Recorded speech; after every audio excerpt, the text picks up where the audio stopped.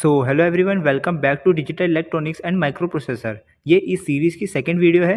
जैसे आपको याद होगा कि पिछली वीडियो में हमने यूनिट 1 को काफ़ी अच्छे से एग्जांपल के साथ कंप्लीट किया था। उस वीडियो में मैंने आपको कुछ एक्स्ट्रा टॉपिक्स भी पढ़ाए थे जिनका यूज़ सिर्फ उस यूनिट में ही नहीं बल्कि आज के कई टॉपिक्स में भी होने वाला है। तो अगर आपने अभी तक प्रीवियस वीडियो यूनिट 1 की वीडियो नहीं देखी है तो मैं आपसे रिक्वेस्ट करूँगा कि पहले उस वीडियो को ज़रूर देख लीजिएगा। उसके बाद ये वीडियो देखेंगे तो आपको सब कुछ और भी ज़्यादा क्लियर समझ आएगा। तो चलिए अब हम आज की वीडियो स्टार्ट करते हैं। आज की वीडियो में हम नेक्स्ट यूनिट यानी कि यूनिट 2 स्टार्ट करने जा रहे हैं। तो ये है यूनिट 2 के सारे टॉपिक्स जो हम इस यूनिट में डिस्कस करने वाले हैं विद प्रॉपर एग्जांपल्स। हम हर टॉपिक को क्लियर और इजी वे में समझेंगे ताकि आपको किसी भी टाइप की कन्फ्यूजन ना हो। तो चलिए स्टार्ट करते हैं यूनिट 1 के फर्स्ट टॉपिक से, that is what is logic gates. अब हम बात करते हैं लॉजिक गेट्स की। Logic gates are basic building blocks of digital electronics that perform logical operations on binary inputs 0 and 1 to produce an output. इसका simple मतलब समझते हैं। लॉजिक गेट्स डिजिटल इलेक्ट्रॉनिक्स के बेसिक बिल्डिंग ब्लॉक्स होते हैं। जैसे किसी बिल्डिंग को बनाने के लिए ब्रिक्स यूज़ होती हैं, वैसे ही किसी भी डिजिटल सर्किट्स को बनाने के लिए लॉजिक गेट्स यूज़ होते हैं। अब ये करता क्या है? ये बाइनरी इनपुट यानी कि 0 और 1 को लेता है और उन पर लॉजिकल ऑपरेशन परफॉर्म करके हमें आउटपुट प्रोवाइड करता है। सिंपल वर्ड्स में बोले तो हम इसको इनपुट देंगे और गेट उस पर रूल अप्लाई करेगा और उसके बाद हमें आउटपुट मिलेगा। तो चलिए अब हम बात करते हैं types of basic logic gates की। तो फर्स्ट है हमारा एंड गेट। एंड गेट में क्या होता है? Output is equal to 1 only if all inputs are 1। समझो कि एंड गेट थोड़ा स्ट्रिक्ट होता है। ये तभी आउटपुट 1 देता है जब सारे इनपुट्स 1 हो। अगर एक भी इनपुट 0 हो गया तो आउटपुट तुरंत 0 आ जाएगा। सेकंड होता है हमारा और गेट। इसका में क्या होता है? इसमें होता है कि output is equal to 1 if any one input is 1। और गेट थोड़ा ईज़ी होता है। इसमें अगर कोई भी एक इनपुट 1 है तो आउटपुट 1 आ जाएगा और अगर सब इनपुट 0 होंगे तभी आउटपुट इसमें 0 आएगा। मीन्स अगर हमारे दोनों इनपुट 0 होंगे तो ही हमारा आउटपुट 0 आएगा, वरना अगर इसमें एक भी इनपुट 1 है तो आउटपुट हमारा 1 आएगा। थर्ड है हमारा नॉट गेट। नॉट गेट में क्या होता है? नॉट गेट ये सिर्फ एक इनपुट लेता है और उसका हमें उल्टा आउटपुट देता है। मीन्स ये 0 को 1 कर देता है और 1 को 0 कर देता है। अब हम बात करते हैं यूनिवर्सल गेट्स के कितने टाइप्स होते हैं। तो यूनिवर्सल गेट के 2 टाइप्स होते हैं, नैंड गेट और नॉर गेट। नैंड गेट क्या होता है? ये नॉट ऑफ एंड होता है, यानी कि एंड का उल्टा आउटपुट। और सेकंड होता है हमारा नॉर गेट। ये होता है नॉट ऑफ और, यानी कि और का उल्टा आउटपुट। ये दोनों गेट्स इंपॉर्टेंट है क्योंकि इनसे हम बाकी के सारे गेट्स बना सकते हैं। थर्ड है हमारे एक्सक्लूसिव गेट्स। इसमें भी हमारे 2 टाइप्स आते हैं, एक्सॉर और एक्सनॉर। एक्सॉर गेट में क्या होता है? Output is equal to 1 where inputs are different, यानी कि अगर इनपुट हमारे डिफरेंट है यानी कि 0 1 या 1 0 तो ही हमारा आउटपुट 1 आएगा। अगर इनपुट हमारे सेम होंगे मतलब कि 0 0 और 1 1 होंगे तो हमारा आउटपुट 0 आएगा। एक्सनॉर में क्या होता है? एक्सनॉर में output is equal to 1 when inputs are same, यानी अगर इनपुट हमारे सेम है तो ही आउटपुट हमारा 1 आएगा, डिफरेंट होंगे तो 0 आएगा। तो चलिए अब हम बात करते हैं ट्रुथ टेबल की। Truth table is show all possible inputs combination and corresponding outputs. Truth table एक ऐसी टेबल होती है जिसमें सारे पॉसिबल इनपुट्स और उनके आउटपुट शो किए जाते हैं। इससे हमें क्लियरली पता चलता है कि गेट हर कंडीशन में कैसे बिहेव करेगा। अब कुछ एप्लीकेशन डिस्कस कर लेते हैं कि लॉजिक गेट्स का यूज़ कहाँ कहाँ होता है। लॉजिक गेट्स का यूज़ कंप्यूटर्स और कैलकुलेटर्स में, डिजिटल सर्किट्स और प्रोसेसर्स में और डिसीजन मेकिंग सिस्टम्स में यूज़ होता है। यानी जहाँ जहाँ डिजिटल सिस्टम है वहाँ वहाँ लॉजिक गेट जरूर यूज़ होते हैं। अब लास्ट में की पॉइंट लिखा हुआ है उसे भी डिस्कस कर लेते हैं। All complex digital systems are build using combination of logic gate, यानी जितने भी कॉम्प्लेक्स सिस्टम हैं वो सब लॉजिक गेट्स के कॉम्बिनेशन से ही बने होते हैं। इसलिए लॉजिक गेट्स को डिजिटल इलेक्ट्रॉनिक्स का फाउंडेशन माना जाता है। तो चलिए अब हम एक एक करके सारे गेट्स को, जो हमारे बेसिक गेट्स, यूनिवर्सल गेट्स और हमने एक्सक्लूसिव गेट्स हमने डिस्कस किए, उन्हें एक एक करके अच्छे डिटेल में पढ़ते हैं। तो ये एंड गेट से स्टार्ट करते हैं। अब हम बात करते हैं एंड गेट की। An AND gate is a digital logic gate that produces an output 1 only when all inputs are 1, otherwise the output is 0। इसका मतलब समझते हैं। AND गेट एक ऐसा लॉजिक गेट है जो तभी आउटपुट 1 देता है जब सारे इनपुट हमारे 1 हो। अगर एक भी इनपुट इसमें 0 हो गया तो आउटपुट तुरंत हमारा 0 हो जाएगा। सिंपल वर्ड्स में बोलें, अगर हमारे ऑल इनपुट्स 1 है तो आउटपुट 1 आएगा, अदरवाइज आउटपुट 0 आएगा। लॉजिक सिस्टम में बाइनरी इनपुट्स हमारे 2 होते थे, 0 लो एंड 1 हाई। या इनपुट्स हमेशा बाइनरी में होते हैं। 0 का मतलब होता है लो सिग्नल और 1 का मतलब होता है हाई सिग्नल। इसमें कंडीशन क्या होती है? कंडीशन ये होती है कि output is high only if all inputs are high, यानी जब दोनों इनपुट्स हाई या 1 होंगे तभी आउटपुट हाई मिलेगा, वरना नहीं। Represent logical multiplication. And gate को हम मल्टीप्लिकेशन की तरह भी समझ सकते हैं, जैसे 1 इंटू 1 1 होता है, 1 into 0 is equal to 0, 0 into 1 is equal to 0 और 0 इंटू 0 इज इक्वल टू 0। बिल्कुल same behaviour and gate follow करता है। इसकी बूलियन एक्सप्रेशन ये है कि y is equal to a multiply by b। इसका मतलब है आउटपुट हमारा y है और इनपुट a और b का मल्टीप्लिकेशन जो कर रहे हैं हम, यही हमारा एंड ऑपरेशन है। सो आइए अब हम ट्रू टेबल देखते हैं एंड गेट की। सो जब हमारा a भी 0 होगा और b भी 0 होगा तो हमारा आउटपुट भी 0 आएगा। जब हमारा a 0 होगा और b 1 होगा तो भी हमारा आउटपुट 0 आएगा, और जब हमारा a 1 होगा और b 0 होगा तो भी हमारा आउटपुट 0 आएगा। सिर्फ एक कंडीशन में एंड गेट में 1 आता है, वो है कि जब a भी 1 होगा और b भी 1 होगा तो ही आउटपुट हमारा 1 आएगा, बाकी सारे केसेस में 0 आएगा। तो यहाँ पर एक की पॉइंट लिखा हुआ है, उसे डिस्कस करते हैं। The and gate follows the rule of binary multiplication and is widely used in digital circuits for decision making processes. यानी एंड गेट बाइनरी मल्टीप्लिकेशन का रूल फॉलो करता है और इसका यूज डिजिटल सर्किट्स में डिसीजन मेकिंग के लिए होता है। इसलिए एंड गेट को एक स्ट्रिक्ट गेट भी कहा जाता है, क्योंकि ये सिर्फ तभी आउटपुट 1 देता है जब सारी कंडीशन सेटिस्फाई होती है। सो चलिए अब हम बात करते हैं और गेट की। सो और गेट को समझना बहुत ज़्यादा ईजी है। सोचो तुम्हारे पास दो इनपुट हैं, ए और बी। इसमें और गेट का रूल बहुत ज़्यादा सिंपल है। अगर कोई भी एक इनपुट ए और बी में से कोई भी एक इनपुट 1 है तो आउटपुट हमारा 1 आ जाएगा। यानी कि अगर दोनों इनपुट 0 होंगे तभी इसमें आउटपुट 0 आता है, लेकिन अगर एक भी इनपुट इसमें 1 हो गया तो हमारा आउटपुट तुरंत 1 आ जाएगा। इसको एक रियल लाइफ एग्जांपल से समझते हैं। मान लो एक रूम में दो स्विचेस लगे हुए हैं और लाइट तब जलती है जब कोई भी एक स्विच ऑन हो। तो चाहे पहला स्विच ऑन हो या दूसरा, लाइट जलेगी। बस यही और गेट का कॉन्सेप्ट है। इसी वजह से और गेट को हम लॉजिकल एडिशन भी बोलते हैं। मतलब 0 plus 0 is equal to 0, 0 plus 1 is equal to 1, 0 1 plus 0 is equal to 1 and 1 plus 1 is equal to 1। यहाँ ध्यान देना, ये नॉर्मल एडिशन नहीं है, ये लॉजिकल एडिशन है। अब अगर ट्रूथ टेबल को देखें तो इसमें क्या लिखा है कि जब हमारी ए की वैल्यू 0 होती है और बी की वैल्यू भी 0 होती है तो ही हमारा आउटपुट 0 आ रहा है, बाकी हमारे हर केस में आउटपुट हमारा 1 आ रहा है। इसका बूलियन एक्सप्रेशन होता है y is equal to A plus B. Or gate का यूज़ वहाँ होता है जहाँ किसी एक कंडीशन का ट्रू होना ही काफ़ी होता है। इसलिए और गेट को एक फ्लेक्सिबल गेट भी कह सकते हैं, क्योंकि ये किसी भी एक इनपुट के 1 होने पर आउटपुट दे देता है। तो अब हम बात करते हैं नॉट गेट की। सो नॉट गेट सबसे सिंपल गेट होता है, क्योंकि ये सिर्फ एक इनपुट लेता है। इसका काम बहुत सिंपल है, जो इनपुट आता है ये उसे उल्टा आउटपुट दे देता है। यानी अगर इनपुट 1 है तो आउटपुट 0 हो जाएगा, और अगर इनपुट 0 है तो आउटपुट 1 हो जाएगा। इसीलिए नॉट गेट को इन्वर्टर भी कहा जाता है, क्योंकि इनपुट को इन्वर्ट या रिवर्स कर देता है। एक सिंपल एग्जांपल से समझते हैं। मान लो एक स्विच है, अगर स्विच ऑन है यानी कि 1, तो नॉट गेट उसे ऑफ यानी 0 बना देगा, और अगर स्विच ऑफ है यानी कि 0 तो ये उसे ऑन यानी कि 1 बना देगा। ये हमेशा अपोजिट रिजल्ट ही देता है। अब अगर इसकी ट्रूथ टेबल देखें तो जब इसमें इनपुट 0 होगा तो आउटपुट 1 आएगा, और जब इनपुट 1 होगा तो आउटपुट इसमें 0 आएगा। बस दो ही केसेस हैं और दोनों में आउटपुट उल्टा ही आता है।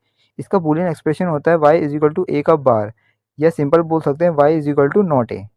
सो नॉट गेट का यूज़ होता है जब हम किसी सिग्नल्स का रिवर्स या कॉम्प्लीमेंट चाहिए होता है हमें।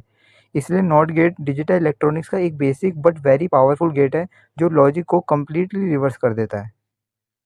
तो चलिए अब हम बात करते हैं नैंड गेट की। नैंड गेट को समझने का सबसे ईजी तरीका है, ये एंड गेट का उल्टा वर्जन होता है। मतलब पहले एंड का रिजल्ट निकलेगा, फिर उसका नॉट यानी कि उल्टा हो जाएगा। सिंपल रूल याद रखो, सिर्फ एक केस में आउटपुट 0 होता है जब दोनों इनपुट 1 होते हैं, बाकी सब केस में आउटपुट हमारा 1 ही आता है। इसको स्टेप बाय स्टेप समझते हैं। अगर हमारा इनपुट हमारा ए और बी दोनों 0 हैं तो एंड में क्या होता है, एंड में अगर दोनों हमारे 0 होते हैं तो हमारे एंड में 0 आता है। अब हमें इसका नॉट भी करना है, तो पहले हमारा 0 आया और 0 को नॉट में हम करते हैं तो हमारा आंसर 1 आता है, यानी कि आउटपुट हमारा 1 आता है। तो ये नैंड में अगर हमारे दोनों 0 इनपुट होते हैं तो हमारा आउटपुट 1 आएगा। तो हमें पहले एंड परफॉर्म करना है, उसके बाद हमें उसका नॉट परफॉर्म करना है। तो जैसा आप देख सकते हैं कि हमारा एक केस में आउटपुट 0 आ रहा है, जहाँ पर हमारे दोनों केसेस में वैल्यूज इनपुट 1 1 है, बाकी हमारे सारे केसेस में आउटपुट हमारा 1 आ रहा है। तो बस जब दोनों इनपुट्स 1 है तभी आउटपुट इसमें 0 है, वरना सब जगह इसमें 1 ही आता है। इसका बूलियन एक्सप्रेशन होता है y is equal to A और b का एंड और उनका कॉम्प्लीमेंट। एक सिंपल रियल लाइफ एग्जांपल से समझ लो कि मान लो एक सिस्टम है जिसमें कंडीशन है कि अगर हमारे दोनों स्विचेस ऑन होंगे तभी हमारा सिस्टम ऑफ हो जाएगा। थोड़ा लॉजिक उल्टा है, लेकिन वही नैंड गेट का काम है। सबसे इंपॉर्टेंट बात यह है कि नैंड गेट को हम यूनिवर्सल गेट भी कहते हैं। मतलब सिर्फ नैंड गेट का यूज़ करके हम बाकी सारे लॉजिक गेट्स भी बना सकते हैं। इसलिए नैंड गेट डिजिटल इलेक्ट्रॉनिक्स में बहुत ज़्यादा पावरफुल और वाइडली यूज गेट है। तो चलिए अब हम बात करते हैं नॉर गेट की। नॉर गेट को समझना भी काफ़ी ईजी है। ये और गेट का उल्टा वर्जन होता है। मतलब पहले और का रिजल्ट निकलेगा, फिर उसका नॉट यानी कि उल्टा हो जाएगा। सिंपल रूल याद रखो, सिर्फ इसमें एक केस में आउटपुट हमारा 1 होता है जब हमारे दोनों इनपुट 0 होते हैं, बाकी सब केसेस में हमारा आउटपुट 0 आता है। तो स्टेप बाय स्टेप इसकी ट्रूथ टेबल पे हम डिस्कस करते हैं। जैसे हमने अभी डिस्कस करा था कि सब केसेस में हमारा इसका आउटपुट 0 आता है, सिर्फ एक केसेस में हमारा आउटपुट 1 आता है। वो ये केस है कि जब हमारे दोनों इनपुट 0 होते हैं। तो जैसे हमारे यहाँ पर देखिए दोनों केस हमारे इनपुट 0 हैं, ए की वैल्यू भी 0 है और बी का इनपुट भी 0 है। तो ए भी 0 है और बी भी 0 है, तो दोनों को और करें तो हमारा आउटपुट 0 आता है, और में हमारी वैल्यू 0 आई है। अब इसका हम अगर नॉट करें तो 0 का नॉट में आता है 1। तो हमारे सिर्फ इसमें एक केस में ही 1 आता है, बाकी सारे केसेस में हमारा आउटपुट 0 आता है। इसका बूलियन एक्सप्रेशन होता है ए और बी का और फिर उसका कॉम्प्लीमेंट। नॉर गेट भी एक यूनिवर्सल गेट है, मतलब से नॉर गेट का यूज़ करके भी हम सारे लॉजिक गेट्स भी बना सकते हैं। इसलिए नॉर गेट भी डिजिटल इलेक्ट्रॉनिक्स में एक पावरफुल गेट है जो रिवर्स लॉजिक पर काम करता है।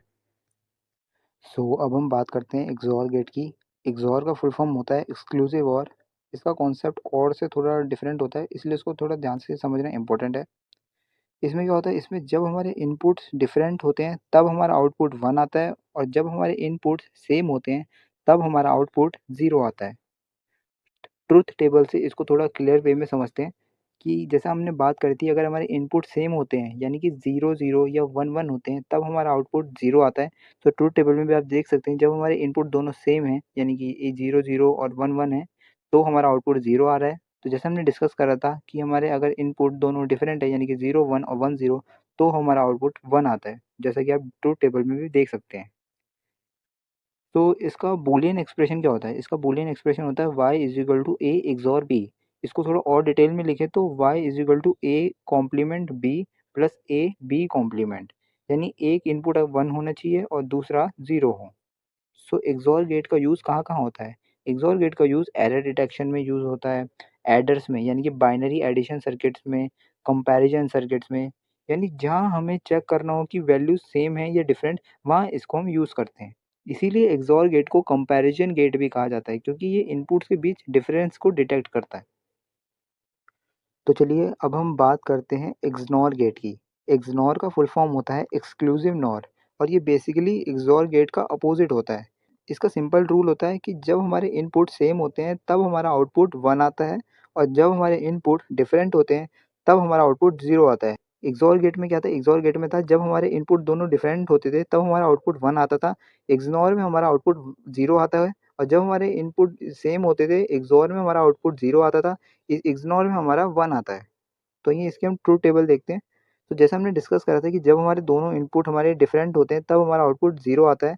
तो यहाँ पर जैसे आप देख सकते हैं कि जब हमारे 0 1 है और 1 0 है तो हमारा आउटपुट 0 आ रहा है। तो जब हमारे इनपुट सेम होते हैं तब हमारा आउटपुट 1 आता है। तो जैसा आप देख सकते हैं ट्रुथ टेबल में जब हमारे दोनों इनपुट सेम है यानी कि 0 0 और 1 1 तब हमारा आउटपुट 1 आ रहा है। तो यही एक्सनॉर का कॉन्सेप्ट है। ईज़ी तरीका क्या है इसको याद रखने का कि एक्सॉर में क्या होता था, डिफरेंट पे 1 होता था, एक्सनॉर पे सेम में 1 होता था। इसका बूलियन एक्सप्रेशन होता है y is equal to A XOR B का कॉम्प्लीमेंट। इसको थोड़ा और सिंप्लीफाई करें तो y is equal to A B plus A B दोनों का कॉम्प्लीमेंट, यानी दोनों 1 हो या दोनों 0 हो। सो एक्सनॉर गेट कहाँ कहाँ यूज़ होता है? ये एक तो इक्वालिटी चेकिंग सर्किट्स में यूज़ होता है और डिजिटल कंपैरेटर्स में यूज़ होता है जहाँ हमें चेक करना हो कि वैल्यूज़ इक्वल है या नहीं। इसीलिए एक्सनॉर गेट को इक्वलिटी डिटेक्टर भी कहा जाता है क्योंकि ये इनपुट्स के इक्वल होने पर ही आउटपुट हमारा 1 देता है। तो आइए एक बार रिवाइज कर लेते हैं जितना भी था हमने डिस्कस करा है। डिजिटल इलेक्ट्रॉनिक्स में logic gates basic building blocks होते हैं जो बाइनरी इनपुट 0 और 1 पर काम करते हैं। इसमें सबसे पहले हमारा एंड गेट होता है जिसमें हमारा आउटपुट तभी 1 आता है जब हमारे दोनों इनपुट 1 हो, वरना इसमें 0 आता है। सेकंड हमने पढ़ा था और गेट। और गेट में क्या था कि इसमें हमारा आउटपुट 1 तब आता है जब कम से कम एक इनपुट 1 हो। थर्ड हमने डिस्कस करा था नॉट गेट। इसमें क्या होता है, ये इनपुट को रिवर्स कर देता है, 0 को 1 और 1 को 0। अब आते हैं हमारे ड्राइव्ड गेट यानी कि यूनिवर्सल गेट्स पर। इसमें हमारे दो गेट्स हैं, नैंड गेट और नॉर गेट। हमने नैंड गेट में पढ़ा था कि ये एंड का अपोजिट है, सिर्फ दोनों 1 होने पर आउटपुट 0 देता है वरना 1 देता है। सेकंड इसमें हमने पढ़ा था नॉर गेट, ये और का अपोजिट है, इसमें सिर्फ दोनों 0 होने पर आउटपुट हमारा 1 देता है वरना इसमें भी हमारा 0 देता है। अब कुछ स्पेशल गेट्स हमारे एक्सक्लूसिव गेट जो हमारे एक्सॉर और एक्सनॉर थे। एक्सॉर गेट में क्या था, इसमें डिफरेंट इनपुट्स पर 1 देता था और सेम इनपुट्स पर 0। एक्सनॉर गेट पर सेम इनपुट पर 1 देता था और डिफरेंट पर 0।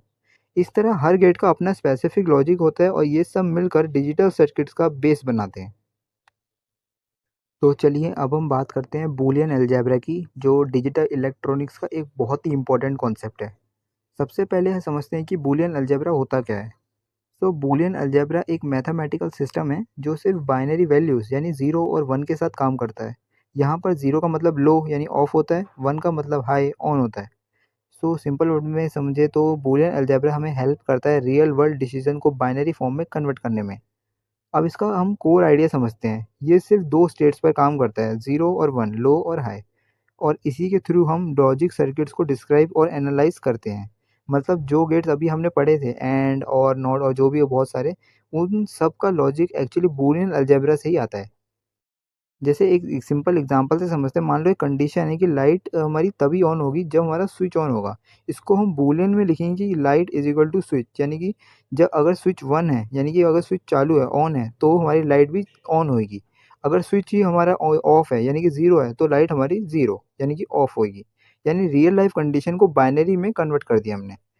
सो आइए अब इसका हम पर्पस जानते हैं। सो बूलियन अलजेब्रा का मेन काम होता है लॉजिक को सिंपल मैथमेटिकल फॉर्म में एक्सप्रेस करना, ये समझाना कि लॉजिक गेट्स इनपुट्स को कैसे प्रोसेस करते हैं और कॉम्प्लेक्स सर्किट को ईजी बनाकर सॉल्व करना।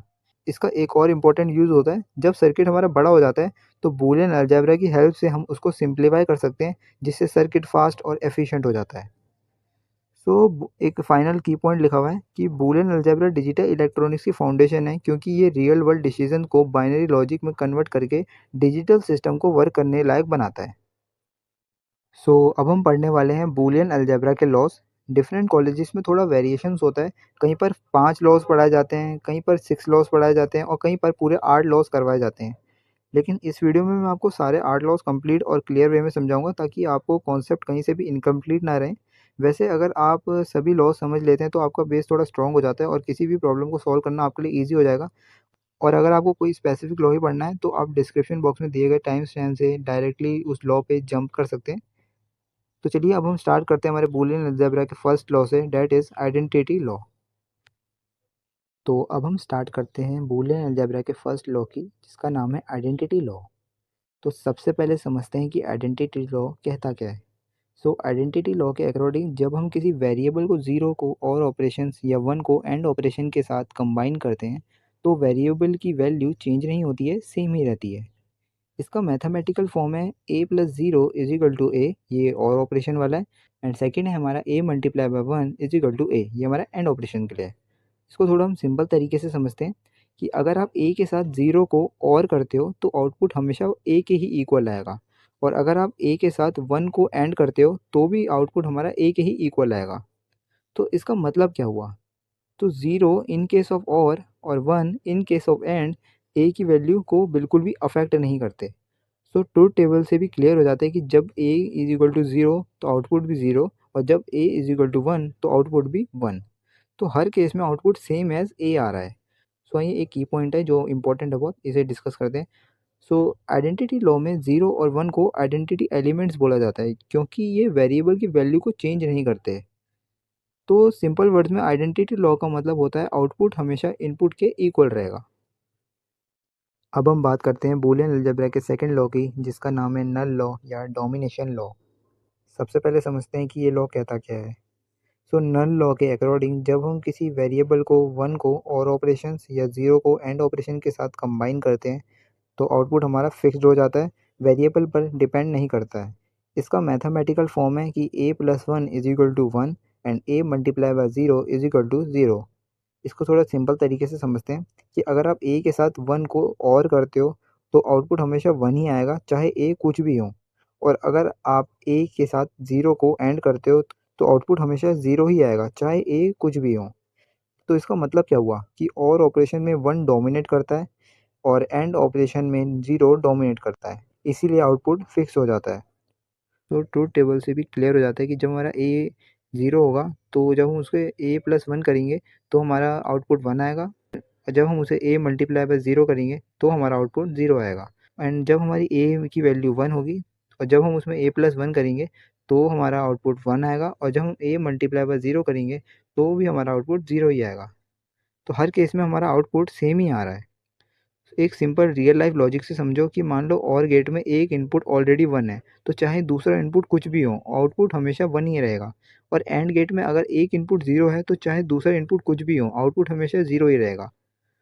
सो एक की पॉइंट है जो इम्पोर्टेंट है कि नल लॉ में 1 और में और 0 एंड में डोमिनेटिंग एलिमेंट्स होते हैं, क्योंकि ये आउटपुट को फिक्स्ड कर देते हैं। तो सिंपल वर्ड्स में नल लॉ का मतलब है आउटपुट वेरिएबल पर डिपेंड नहीं करता, बल्कि वो फिक्स्ड हो जाता है। अब हम बात करते हैं बूलियन अलजेब्रा के थर्ड लॉ की, जिसका नाम है आइडेम्पोटेंट लॉ।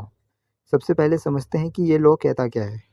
सो आइडेम्पोटेंट लॉ के अकॉर्डिंग जब हम किसी वेरिएबल को खुद के साथ ही कंबाइन करते हैं, तो आउटपुट सेम ही रहता है, वो चेंज नहीं होता।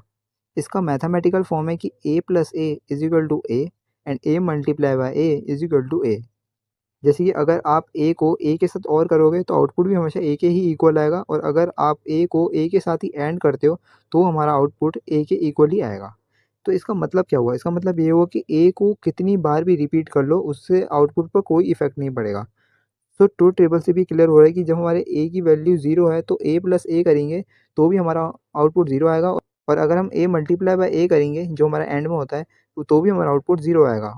तो सेकंड केस में जब हमारी a की वैल्यू 1 होगी, तो जब हम इसमें हम और परफॉर्म करेंगे तो भी हमारा 1 आएगा, एंड परफॉर्म करेंगे तो भी हमारा 1 आएगा। तो हर केस में हमारा आउटपुट सेम एज a ही आ रहा है, जो हमारी a की वैल्यू है। सो एक की पॉइंट है जो इंपॉर्टेंट है, उसे भी डिस्कस करते हैं कि आइडेम्पोटेंट लॉ में वेरिएबल को रिपीट करने से आउटपुट पर कोई भी इफेक्ट नहीं पड़ता। सिंपल वर्ड्स में समझें तो आइडेम्पोटेंट लॉ का मतलब है कि सेम इनपुट को रिपीट करने से आउटपुट हमारा चेंज बिल्कुल भी नहीं होता। आउटपुट हमेशा हमारा वही रहता है जो हमारा ए है। तो अब हम बात करते हैं बूलियन अलजेब्रा के फोर्थ लॉ की, जिसका नाम है कॉम्प्लीमेंट लॉ। तो कॉम्प्लीमेंट लॉ के अकॉर्डिंग जब हम किसी वेरिएबल को उसके कॉम्प्लीमेंट यानी कि अपोजिट के साथ कंबाइन करते हैं, तो हमारा आउटपुट फिक्स्ड हो जाता है 0 या 1। इसका मैथमेटिकल फॉर्म है कि a plus A complement is equal to 1 and a multiply by A complement is equal to 0। अब इसको थोड़ा हम सिंपल फॉर्म में समझते हैं कि ये ए और ए कॉम्प्लीमेंट होता क्या है। सो ये दोनों अपोजिट वैल्यूज़ होती हैं। अगर हमारा ए 0 होगा तो हमारा ए कॉम्प्लीमेंट 1 होगा, और अगर हमारा ए 1 होगा तो ए कॉम्प्लीमेंट हमारा 0 होगा। तो ये अब हम ऑपरेशन समझते हैं। तो अगर आप ए को उसके कॉम्प्लीमेंट के साथ और करते हो, तो आउटपुट हमेशा 1 ही आएगा, और अगर आप ए को उसके कॉम्प्लीमेंट के साथ एंड करते हो, तो आउटपुट हमेशा हमारा 0 ही आएगा। सो इसका मतलब क्या हुआ? सो इसका मतलब ये हुआ कि अगर हमारा एक इनपुट 0 है और एक इनपुट हमारा 1 है, तो और के केस में हमारा आउटपुट 1 आएगा, और एंड के केस में हमारा आउटपुट 0 आएगा। सो ट्रुथ टेबल से भी ये क्लियर हो जाता है कि जब हमारी ए की वैल्यू 0 होगी, तो ए कॉम्प्लीमेंट हमारा 1 हो जाएगा।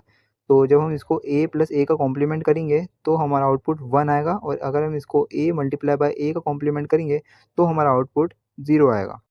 तो जब हमारे सेकंड केस में अगर हमारी ए की वैल्यू 1 होगी, तो अगर हम 1 का ए कॉम्प्लीमेंट करें, तो हमारा ए कॉम्प्लीमेंट 0 आएगा, और इसको जब हम ए प्लस ए का कॉम्प्लीमेंट करेंगे, तो हमारा 1 आएगा, और जब हम इसको ए मल्टीप्लाई बाय ए का कॉम्प्लीमेंट करेंगे, तो हमारा आउटपुट 0 आएगा। तो हर केस में हमारा आउटपुट फिक्स्ड ही आ रहा है। तो अगर हमारा इनपुट 0 है और एक इनपुट हमारा 1 है, तो और के केस में वो आउटपुट 1 आएगा, और एंड के केस में हमारा आउटपुट 0 आएगा। सो कॉम्प्लीमेंट लॉ में वेरिएबल और उसका कॉम्प्लीमेंट हमेशा अपोजिट होते हैं, इसलिए आउटपुट इसमें फिक्स्ड हो जाता है। तो सिंपल वर्ड में कॉम्प्लीमेंट लॉ का मतलब है वेरिएबल और उसका अपोजिट मिलकर हमेशा फिक्स्ड आउटपुट देते हैं। सो अब हम बात करते हैं बूलियन अलजेब्रा के फिफ्थ लॉ की, जिसका नाम है एसोसिएटिव लॉ। सबसे पहले समझते हैं कि ये लॉ कहता क्या है। सो एसोसिएटिव लॉ के अकॉर्डिंग जब हम किसी वेरिएबल की ग्रुपिंग ब्रैकेट चेंज करते हैं, तो आउटपुट पर इसका कोई इफेक्ट नहीं पड़ता है। सो इसका मैथमेटिकल फॉर्म देखते हैं, जैसे कि ए प्लस बी हमारा ब्रैकेट में है, और सी हमारा अलग है, is equal to A plus, और इसके बाद हमारा बी प्लस सी ब्रैकेट में है। ये पहले हमारा ब्रैकेट हमारा ए प्लस बी में था, और बाद में हमारा ब्रैकेट हमने बी प्लस सी में कर दिया। तो इससे आउटपुट पर कोई इफेक्ट नहीं पड़ेगा। सेकंड केस में हमारा एंड वाला है, जिसमें हमारा ए और B, A multiply by B, ये दोनों ब्रैकेट में है, और सी हमारा अलग है। और हम इज इक्वल टू के बाद हम जैसे हमने चेंज करे ब्रैकेट, ब्रैकेट हमने कैसे चेंज करे, पहले हमारा ए और बी में थे ब्रैकेट, हमने बाद में जो चेंज करे वो बी और सी में कर दिए ब्रैकेट, और ए को हमने अलग कर दिया। अब इसको हम थोड़ा सिंपल तरीके से समझते हैं। यहाँ पर हम सेम वेरिएबल यूज़ कर रहे हैं, बस उनकी हम ग्रुपिंग चेंज कर रहे हैं, मतलब ब्रैकेट्स को हम इधर से उधर कर रहे हैं। हमने जैसे पहले ए और बी में ब्रैकेट करे थे, बाद में हमने बी और सी में कर दिए। इससे रिजल्ट पर कोई डिफरेंस नहीं आता। तो इसका मतलब क्या हुआ? चाहे आप पहले ए और बी को कंबाइन करो, या पहले बी और सी को कंबाइन करो, फाइनल आउटपुट हमेशा सेम ही आएगा। अब ये जो लॉ है, ये किन ऑपरेशंस पर अप्लाई होता है? ये और ऑपरेशंस पे भी अप्लाई होता है, और एंड ऑपरेशंस पर भी अप्लाई होता है। सो ट्रुथ टेबल से भी क्लियर हो जाता है कि जो हमारे दोनों केस थे एंड और के, इसमें हमारे दोनों में सेम आउटपुट हमारा आएगा। हर केस में हमारा रिजल्ट सेम ही आएगा। एक सिंपल रियल लाइफ लॉजिक से समझते हैं। मान लो तुम 3 नंबर्स ऐड कर रहे हो। यहाँ पर हमारे पास देखिए 2 + 3 ब्रैकेट में है, +4 हमारा अलग है। इज़ इक्वल टू के बाद हमारे हमने क्या करा, जो हमारा पहले 2 + 3 ब्रैकेट में था, अब हमने क्या करा, 2 को हमने बाहर निकाल दिया और 3 + 4 को हमने ब्रैकेट में कर दिया। तो अगर आप इन दोनों केस को सॉल्व करोगे तो दोनों केसेस में हमारा आंसर सेम आएगा। बस हमने इसमें क्या करा, ग्रुपिंग चेंज हुई है, ब्रैकेट्स चेंज हुए हैं, रिजल्ट इसमें हमारा सेम ही आएगा। तो एसोसिएटिव लॉ में ग्रुपिंग्स यानी कि ब्रैकेट चेंज करने से आउटपुट पर कोई इफेक्ट नहीं आता। सिंपल वर्ड्स में बोले तो एसोसिएटिव लॉ का मतलब है ग्रुपिंग चेंज करो, रिजल्ट सेम ही रहेगा, रिजल्ट पे कोई भी इफेक्ट नहीं पड़ेगा, आउटपुट पर कोई इफेक्ट नहीं आएगा। तो चलिए अब हम बात करते हैं बूलियन अलजेब्रा के 6th लॉ की, जिसका नाम है डिस्ट्रीब्यूटिव लॉ। तो डिस्ट्रीब्यूटिव लॉ के अकॉर्डिंग एक ऑपरेशन को दूसरे ऑपरेशन पर डिस्ट्रीब्यूट किया जा सकता है, बिल्कुल नॉर्मल अलजेब्रा की तरह। इसका मैथमेटिकल फॉर्म आप देख सकते हैं। इसको आइए इन मैथमेटिकल फॉर्म को हम थोड़ा क्लियर वे में सिंपल तरीके से समझते हैं। तो हमारी जो पहली एक्सप्रेशन है उसको थोड़ा हम देखते हैं। हमारी पहली एक्सप्रेशन है ए मल्टीप्लाई बाय, और ब्रैकेट में हमारे लिखा है बी प्लस सी, ये हमारी पहली एक्सप्रेशन है। इसको थोड़ा हम सिंप्लीफाई करते हैं। तो इसका मतलब है कि हमारा जो ए है उसको हमें बी और सी दोनों पर हमें अप्लाई करना है। तो ये हमारा बन जाता है A multiply by B plus A multiply by C, जो हमारा मैथमेटिकल फॉर्म आ रही है इसकी। तो इसका मतलब क्या हुआ, ए को ब्रैकेट के अंदर के दोनों टर्म्स पर हमने डिस्ट्रीब्यूट कर दिया। तो हमारा सेकंड एक्सप्रेशन में क्या है, हमारा सेकंड एक्सप्रेशन में है कि हमारा ए प्लस और उसके बाद ब्रैकेट में है बी मल्टीप्लाई बाय सी। इसको हम एक्सपेंड कर सकते हैं। तो एक्सपेंड करने के बाद क्या होगा, एक्सपेंड करने के बाद ये हो जाएगा A plus B multiply by A plus C, यानी और ऑपरेशंस भी एंड के ऊपर डिस्ट्रीब्यूट हो सकता है। तो इम्पोर्टेंट बात यहाँ पर यह है कि एंड डिस्ट्रीब्यूट होता है और पर, और डिस्ट्रीब्यूट होता है एंड पर। इस लॉ का यूज़ कहाँ होता है, इस लॉ का यूज़ बूलियन एक्सप्रेशन को एक्सपेंड करने में और सिंप्लीफाई करने में यूज़ होता है। सो ट्रूथ टेबल से भी क्लियर हो जाता है कि दोनों साइड्स का आउटपुट इसमें सेम ही आता है। एक सिंपल रियल लाइफ लॉजिक से समझो। मान लो ए एक कॉमन फैक्टर है। तो अगर हमारा ए इंटू बी प्लस सी हमारे ब्रैकेट में है, अगर इसको हम थोड़ा सिंप्लीफाई करें, एक्सपेंड करें, तो ये क्या होगा, हम ए को बी प्लस सी दोनों पे हमें क्या करना पड़ेगा, मल्टीप्लाई करना पड़ेगा। तो जब हम इसको हम एक्सपेंड करेंगे तो क्या बनेगा, A multiply by B plus A multiply by C. ये बिल्कुल वैसे ही है जैसे मैथ्स में करते हैं हम। तो डिस्ट्रीब्यूटिव लॉ में एक ऑपरेशंस को दूसरे ऑपरेशंस पर डिस्ट्रीब्यूट करके एक्सप्रेशंस को एक्सपेंड या सिंप्लीफाई किया जा सकता है। सो चलिए अब हम बात करते हैं बूलियन अलजेब्रा के 7th लॉ की, जिसका नाम है एब्जॉर्प्शन लॉ। तो एब्जॉर्प्शन लॉ के अकॉर्डिंग एक वेरिएबल दूसरे टर्म के इफेक्ट को एब्जॉर्ब कर लेता है, जिससे हमारी एक्सप्रेशन सिंप्लीफाई हो जाती है। इसका मैथमेटिकल फॉर्म जो है ये आप देख सकते हैं कि ए प्लस और उसके बाद ए मल्टीप्लाई बाय बी हमारा ब्रैकेट में है is equal to A, and second form है हमारी ए मल्टीप्लाई बाय और हमारा ए प्लस बी ब्रैकेट में इज इक्वल टू ए। अब इसको हम थोड़ा सिंपल तरीके से समझते हैं। हमारी सबसे पहली एक्सप्रेशन है ए प्लस और जो हमारा ब्रैकेट में है ए मल्टीप्लाई बाय बी। यहाँ पर ए ऑलरेडी प्रेजेंट है और ए मल्टीप्लाई बाय बी भी ए पर डिपेंड करता है। तो चाहे बी कुछ भी हो, फाइनल आउटपुट पर कोई फ़र्क नहीं पड़ेगा, इसलिए रिजल्ट भी हमारा ए ही आएगा। अब सेकंड एक्सप्रेशन समझते हैं। सेकंड एक्सप्रेशन में हमारा लिखा था ए मल्टीप्लाई बाय और हमारा ब्रैकेट में लिखा था ए प्लस बी। तो यहाँ भी ए हमारा कॉमन है और ए प्लस बी में भी ए हमारा ऑलरेडी इंक्लूड है। तो फाइनल आउटपुट फिर से यहाँ पर ए ही आएगा। सो इसका मतलब क्या हुआ, इसका मतलब ये हुआ कि एक्स्ट्रा टर्म बी पर इसका कोई इफेक्ट नहीं पड़ता। फाइनल रिजल्ट सिर्फ ए पर डिपेंड करता है। जो हमारा ए होगा वही हमारा आउटपुट भी आएगा। सो ट्रुथ टेबल से भी क्लियर हो जाता है कि हर केस में आउटपुट ए के ही इक्वल आ रहा है। एक सिंपल रियल लाइफ लॉजिक से समझते हैं कि मान लो ए एक स्ट्रॉन्ग कंडीशन है और बी एक एक्स्ट्रा कंडीशन है। तो अगर ए ऑलरेडी सेटिस्फाई हो रहा है तो बी का होना या ना होना कोई डिफरेंस नहीं लाता। सो एब्जॉर्प्शन लॉ में ए टर्म ए बी या ए प्लस बी को एब्जॉर्ब कर लेता है, इसलिए फाइनल आउटपुट सिर्फ ए ही होता है। सो सिंपल वर्ड्स में एब्जॉर्प्शन लॉ का मतलब होता है कि एक्स्ट्रा टर्म का आउटपुट पर कोई इफेक्ट नहीं पड़ना। तो चलिए अब हम बात करते हैं बूलियन अलजेब्रा के 8th और लास्ट लॉ की, जिसका नाम है कम्यूटेटिव लॉ। सो कम्यूटेटिव लॉ के अकॉर्डिंग जब हम वेरिएबल्स का ऑर्डर यानी कि सीक्वेंस हम चेंज करते हैं तो आउटपुट पर भी इसका कोई इफेक्ट नहीं पड़ता है। इसका मैथमेटिकल फॉर्म है A plus B is equal to B plus A, and second हमारा फॉर्म है A multiply by B is equal to B multiply by A. So इसको हम सिंपल वे में समझते हैं कि यहाँ पर हम वेरिएबल्स को स्वैप यानी कि पोजीशन हम चेंज कर रहे हैं, मतलब ए और बी की जगह चेंज हो रही है, लेकिन रिजल्ट पर इसका कोई डिफरेंस या इफेक्ट नहीं आएगा। सो इसका मतलब क्या हुआ, चाहे आप a प्लस बी लिखो या आप b प्लस a लिखो, दोनों केसेस में हमारा आउटपुट सेम ही आएगा। सेम चीज़ हमारा एंड ऑपरेशंस में भी होती है। चाहे आप a मल्टीप्लाई बाय b लिखो या b मल्टीप्लाई बाय a लिखो, आउटपुट हमेशा सेम ही आएगा। ये जो लॉ है हमारा और ऑपरेशंस और एंड ऑपरेशंस पर अप्लाई होता है।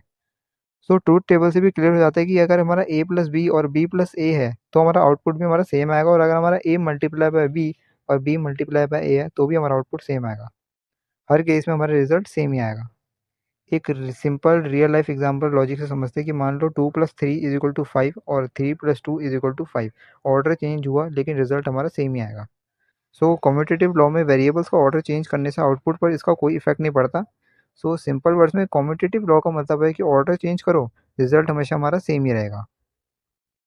तो अभी तक हमने बूलियन अलजेब्रा के सारे 8 लॉज डिटेल में समझ लिए हैं, और मैं आपको एक इम्पॉर्टेंट बात बोलना चाहता हूँ कि सब लॉज को समझना बहुत ही ज़्यादा इंपॉर्टेंट है, क्योंकि हम आगे बूलियन एक्सप्रेशन सॉल्व करेंगे या फिर लॉजिक सिंप्लीफिकेशन करेंगे, तब इन लॉज का यूज़ सबसे ज़्यादा होने वाला है। इसलिए आपसे रिक्वेस्ट है कि इन सब लॉज को अच्छे से समझ लीजिएगा। सिर्फ देखना मत, बल्कि कॉन्सेप्ट क्लियर होना चाहिए, और साथ ही साथ हर लॉ की बूलियन एक्सप्रेशंस भी आपको याद होनी चाहिए, क्योंकि आने वाले कॉन्सेप्ट्स में आपको ये लॉ डायरेक्टली अप्लाई करने पड़ेंगे, और अगर ये स्ट्रॉन्ग हो गए तो आगे का पूरा टॉपिक आपको बहुत ज़्यादा ईजी और क्लियर लगेगा। तो चलिए अब हम आगे बढ़ते हैं और स्टार्ट करते हैं रूल्स ऑफ बूलियन अलजेब्रा। तो अब हम स्टार्ट करते हैं रूल्स ऑफ बूलियन अलजेब्रा, और रूल्स के अंदर हम मेनली 5 इंपॉर्टेंट कॉन्सेप्ट पढ़ेंगे, जिसमें आता है and rule, or rule, not rule, duality principle और डी मॉर्गन्स थ्योरम। और ये सारे रूल्स आगे बूलियन एक्सप्रेशंस को सॉल्व करने और सिंप्लीफाई करने में काफ़ी इंपॉर्टेंट रोल प्ले करते हैं, इसीलिए इन्हें ध्यान से समझना बहुत ज़रूरी है। तो चलिए बिना टाइम वेस्ट किए सबसे पहले स्टार्ट करते हैं एंड रूल से। तो अब हम स्टार्ट करते हैं सबसे पहले रूल से, जो है हमारा एंड रूल। और एंड रूल बूलियन अलजेब्रा का एक बेसिक और बहुत ही इंपॉर्टेंट रूल है, जिसमें आउटपुट हमारा वन तभी आता है जब हमारे दोनों इनपुट वन होते हैं, वरना हर बाकी केस में हमारा आउटपुट ज़ीरो ही आता है। अब अगर इसके रूल्स की बात करें तो a multiply by A is equal to A होता है, मतलब सेम वेरिएबल्स का एंड लेने पर रिजल्ट वही वेरिएबल रहता है। सेकेंड है हमारा a multiply by zero is equal to zero, मतलब अगर किसी भी वेरिएबल्स का एंड ज़ीरो के साथ करेंगे तो आउटपुट हमेशा ज़ीरो ही आएगा। थर्ड है हमारा a multiply by one is equal to A, मतलब अगर किसी भी वेरिएबल का एंड हम वन के साथ करेंगे तो आउटपुट वेरिएबल का ही इक्वल रहेगा। फोर्थ है हमारा a multiply by A complement is equal to zero, मतलब अगर वेरिएबल का एंड उसके कॉम्प्लीमेंट के साथ करते हैं तो आउटपुट ज़ीरो आता है। अब अगर ट्रूथ टेबल से समझें तो जब ए और बी तुम्हारे दोनों वन होते हैं तभी आउटपुट हमारा वन आता है, और बाकी सब केसेस में हमारा आउटपुट ज़ीरो रहता है। इसीलिए एंड रूल का सबसे इम्पोर्टेंट पॉइंट ये है कि आउटपुट वन तभी होगा जब हमारे दोनों इनपुट वन होंगे। तो अब हम बात करने वाले हैं नेक्स्ट रूल की, जो है हमारा और रूल। तो और रूल भी बूलियन अलजेब्रा का एक बेसिक और इम्पॉर्टेंट रूल है। इसमें सिंपल सा कॉन्सेप्ट होता है कि आउटपुट वन तब आता है जब कम से कम एक इनपुट वन हो, मतलब अगर दोनों में से कोई भी एक वन है तो हमारा आउटपुट वन हो जाएगा। अब अगर रूल्स की बात करें तो A plus A is equal to A होता है, यानी सेम वेरिएबल्स को और करने पर रिजल्ट वही रहता है। सेकेंड है A plus zero is equal to A होता है, यानी ज़ीरो का कोई इफेक्ट नहीं पड़ता इसमें। और थर्ड है हमारा A plus one is equal to one होता है, यानी अगर एक भी इनपुट वन है तो आउटपुट फिक्स है, वन ही होगा। थर्ड है हमारा A plus one is equal to one होता है, यानी अगर एक भी इनपुट इसमें वन आ गया तो आउटपुट इसमें फिक्स है, आउटपुट हमेशा वन ही होगा। और फोर्थ है हमारा A plus A complement is equal to one. इसमें क्या होगा, इसमें क्योंकि हमारे एक वैल्यू ज़ीरो होगी और एक वैल्यू हमारी वन होगी तो आउटपुट हमेशा इसमें वन ही आएगा, क्योंकि कॉम्प्लीमेंट है। अब अगर हम ट्रूथ टेबल समझें तो जब हमारे ए और बी दोनों हमारे ज़ीरो होते हैं तब हमारा आउटपुट ज़ीरो आता है, लेकिन जैसे ही ए या बी में से कोई भी एक वन होता है तो आउटपुट हमारा वन हो जाता है, और जब दोनों हमारे वन होते हैं तब भी हमारा आउटपुट वन ही रहता है। इसलिए और रूल का सबसे इम्पोर्टेंट पॉइंट ये है कि आउटपुट वन तभी होता है जब कम से कम एक इनपुट वन हो। तो अब हम बात करते हैं हमारे नेक्स्ट रूल की, जो है हमारा not rule. Not rule Boolean algebra का एक सिंपल और बेसिक रूल है। इसमें क्या होता है कि इनपुट का आउटपुट हमेशा उसका अपोजिट होता है, मतलब अगर इनपुट ज़ीरो है तो उसका आउटपुट वन आएगा, और अगर इनपुट वन है तो आउटपुट हमारा ज़ीरो आएगा। अब अगर इसके रूल्स की बात करें तो इसका रूल ये होता है कि A double complement is equal to A, यानी अगर किसी वेरिएबल का हम डबल कॉम्प्लीमेंट लेते हैं तो ओरिजिनल वैल्यू हमें वापस मिल जाती है। जैसे कि अगर हम ज़ीरो का कॉम्प्लीमेंट देखें तो वो वन होता है, यानी ज़ीरो का कॉम्प्लीमेंट हमारा क्या होता है, वन। और 1 का कॉम्प्लीमेंट 0 होता है। अब अगर हम इसकी ट्रुथ टेबल से हम समझें, तो जब हमारा ए हमारा 0 होता है तब हमें आउटपुट 1 आता है, और जब हमारा ए 1 होता है तब हमारा आउटपुट 0 आता है। इसीलिए नॉट रूल का सबसे इम्पोर्टेंट पॉइंट ये है कि आउटपुट हमेशा इनपुट का अपोजिट होता है। तो अब हम बात करते हैं नेक्स्ट कॉन्सेप्ट की, जो है हमारा ड्यूलिटी प्रिंसिपल। ये वाला रूल शायद आपके कुछ कॉलेजेस में ना पढ़ाया गया हो, लेकिन अगर आप इसे समझ लेते हैं तो बूलियन एक्सप्रेशन को सिंप्लीफाई करना आपके लिए काफ़ी हद तक ईजी हो जाएगा। तो अब समझते हैं हम ड्यूलिटी प्रिंसिपल होता क्या है। तो ड्यूलिटी प्रिंसिपल के अकॉर्डिंग हर बूलियन एक्सप्रेशंस का एक ड्यूअल फॉर्म होता है, जो हम ऑपरेटर्स और कॉन्स्टेंट्स को इंटरचेंज करके बना सकते हैं। मतलब हमें क्या-क्या रिप्लेस करना होता है। जैसे हम प्लस को डॉट से रिप्लेस करते हैं, डॉट मतलब मल्टीप्लिकेशन, और डॉट को प्लस से रिप्लेस करते हैं, 0 को 1 से रिप्लेस करते हैं और 1 को 0 से रिप्लेस करते हैं। बस इतना करते ही हमें उस एक्सप्रेशन का ड्यूअल मिल जाता है। अब एग्जांपल के साथ समझते हैं इसको कि a plus 0 is equal to a का ड्यूल क्या होगा। तो जैसे हमने बात करी थी कि हमें प्लस को डॉट से रिप्लेस करना है, तो अगर हम यहाँ के प्लस को डॉट से रिप्लेस करेंगे तो a dot 1 is equal to a लिखेंगे, क्योंकि एंडिंग में क्या होता था कि a dot 1 is equal to a होता था, ना कि a dot 0 is equal to a होता था। नेक्स्ट केस में हम देखते हैं कि a plus 1 is equal to 1, तो यहाँ भी हम प्लस को डॉट से रिप्लेस करेंगे। तो जब हमारा और में a plus 1 is equal to 1 होता था, तो वैसे ही ड्यूल उसको हम ड्यूल में लिखेंगे a dot 0 is equal to 0, तो यहाँ पे हमने रिप्लेस कर दिया प्लस को डॉट से। एक और एग्जांपल देखते हैं कि a प्लस a का कॉम्प्लीमेंट इज इक्वल टू 1, और इसका क्या ड्यूल होगा, a डॉट a का कॉम्प्लीमेंट इज इक्वल टू 0। मतलब सिंपल बात यह है कि हम सिर्फ सिंबल्स चेंज कर रहे हैं, स्ट्रक्चर हमारा सेम रहता है। इसलिए ड्यूलिटी प्रिंसिपल का इसीलिए ड्यूलिटी प्रिंसिपल का सबसे इम्पोर्टेंट पॉइंट ये है कि हर बूलियन एक्सप्रेशंस का एक ड्यूल फॉर्म होता है, जो ऑपरेटर्स और कॉन्स्टेंट्स को इंटरचेंज करके बनाया जाता है। तो चलिए अब हम बात करते हैं डी मॉर्गन्स थ्योरम की। ये बूलियन अलजेब्रा का एक बहुत ज़्यादा इंपॉर्टेंट थ्योरम है। डी मॉर्गन्स थ्योरम हमें ये समझाता है कि जब हम किसी पूरे एक्सप्रेशन या ब्रैकेट पर नॉट लगाते हैं तो उसका इफेक्ट कैसे चेंज हो जाता है। अब स्लाइड में जो पॉइंट्स दिए गए हैं उन्हें एक एक करके समझते हैं। तो सबसे पहला पॉइंट है कि D Morgan's theorem explain how not affect a group of variables. मतलब जब हम एक सिंपल वेरिएबल पर नॉट लगाते थे तो उससे क्या होता था, सिंपल हमें अपोजिट मिलता था इनपुट का, 0 का 1 एंड 1 का 0। लेकिन जब हम पूरे ग्रुप पर या ब्रैकेट पर नॉट लगाते हैं तब रूल चेंज हो जाता है। नेक्स्ट पॉइंट है हमारा कि when a complement is applied to a complete expression bracket.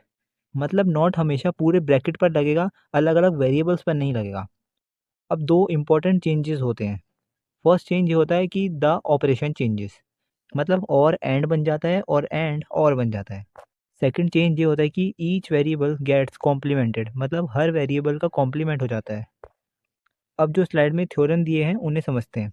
तो ब्रैकेट में हमारा a प्लस बी है और उन दोनों का complement is equal to a का कॉम्प्लीमेंट b का कॉम्प्लीमेंट, मतलब दो वेरिएबल दोनों अलग अलग हो गए। तो यहाँ पर क्या हुआ, फर्स्ट चेंज तो ये हुआ कि पहले वो था और, अब उस वो बन चुका है एंड। तो सबसे पहला चेंज हुआ ऑपरेशन चेंज।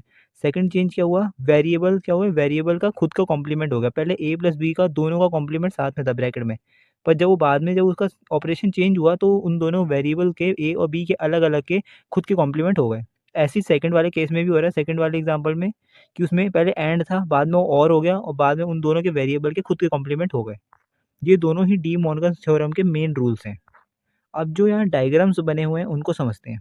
तो पहले डायग्राम में एलएचएस साइट्स पर ए और बी को और गेट से पास किया गया है, और उसके बाद नॉट गेट पर लगाया गया है। मतलब ये रिप्रेजेंट कर रहा है ए प्लस बी ब्रैकेट में है और इनका होल कॉम्प्लीमेंट। अब आरएचएस साइड में क्या किया गया है, ए का कॉम्प्लीमेंट लिया गया है और बी का कॉम्प्लीमेंट लिया गया है, और फिर उन दोनों को एंड गेट में डाला गया है। मतलब ए का कॉम्प्लीमेंट अलग कर दिया और बी का कॉम्प्लीमेंट अलग कर दिया, मतलब दोनों वेरिएबल का कॉम्प्लीमेंट अलग कर दिया है, सेकंड वाला रूल। और फर्स्ट वाला रूल जो था हमारा, जहाँ ऑपरेशन चेंज हुआ था, वही वाला कि पहले और था, अब उसको एंड कर दिया गया, बीच में डॉट लगा दिया गया। तो अब ये डायग्राम ये प्रूव कर रहा है कि ए प्लस बी का होल का कॉम्प्लीमेंट को अब अलग कर दिया। यहाँ पर वेरिएबल भी दोनों चेंज हो गए, ए का कॉम्प्लीमेंट अलग कर दिया और बी का कॉम्प्लीमेंट अलग कर दिया, और बाद में एंड गेट लगा दिया। अब सेकंड डायग्राम में क्या है, सेकंड डायग्राम में ए और बी को पहले एंड गेट में डाला गया है और उसके बाद नॉट लगाया गया है, यानी कि ए डॉट बी का ब्रैकेट में है ये दोनों और इनका होल कॉम्प्लीमेंट।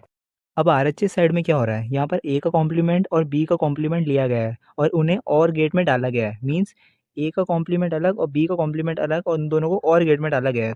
तो यहाँ से ये प्रूव होता है कि ए डॉट बी और इसका होल कॉम्प्लीमेंट, यानी कि पहले हमने क्या करा था, ये पहले एंड गेट में था तो इसे पहले हमने और गेट में करा, फिर इन दोनों के वेरिएबल जो ए और बी है, इन दोनों के वेरिएबल के खुद के कॉम्प्लीमेंट लगा दिया और उन्हें और गेट में कर दिया।